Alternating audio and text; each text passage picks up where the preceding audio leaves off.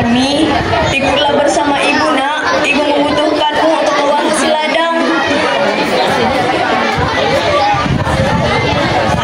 Gak mau bu. Nanti kulitku jadi kotor. Apalagi pasar kan becek. Aduh, aku gak bisa bayangin kulitku yang bersih kena kotor. Akhirnya ibunya pun pergi ke pasar sendirian sambil membawa hasil ladang itu. Sore harinya, ibu Darmi menghitung hasil uang panennya. Tidak terlalu banyak, cukup membeli benih dan makan beberapa hari. Darmi yang sedang melihat ibunya menghitung uang segera mendekati ibunya. Bedakku habis, tolong beliin dong bu. Iya, besok ibu belikan, tapi kamu harus sama ibu agar ibu tidak salah beli. Akhirnya, dengan terpaksa, Darmi mengikuti ibu. Ia berbisik kepada ibunya. Nanti kalau kita berjalan, jangan berdampingan ya. Ibu di belakangku saja.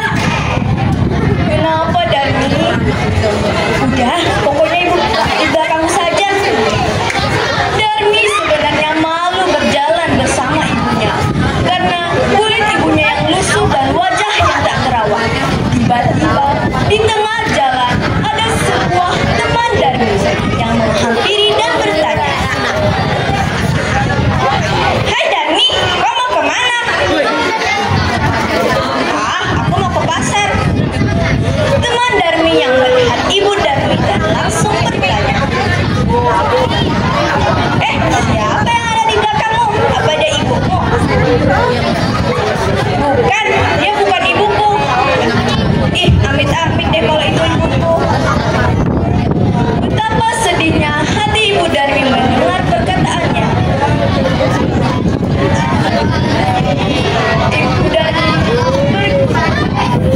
Darmi dan bersama ibunya bergegas berjalan ke pasar.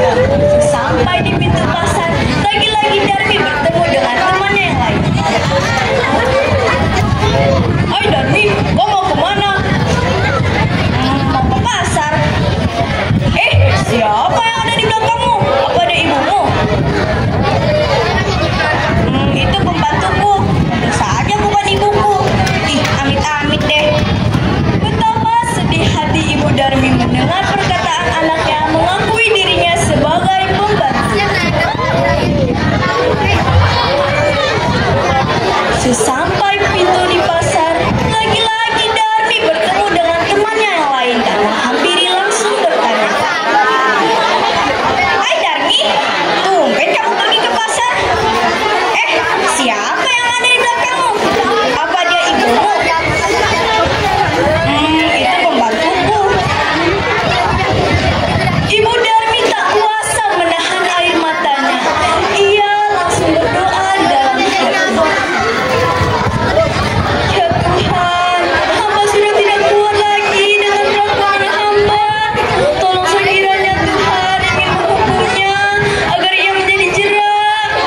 Setelah ibu Darmi berdoa, tiba-tiba Darmi menjerit, "Ibu, kenapa dengan kakiku? Kenapa tidak bisa digeraki lagi?"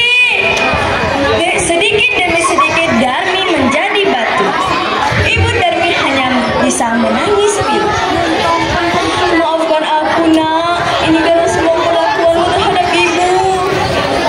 Ampun bu, ampun bu, Darmi tidak akan mengulainya lagi. Darmi merintih menangis meminta mohon ampunan kepada ibu.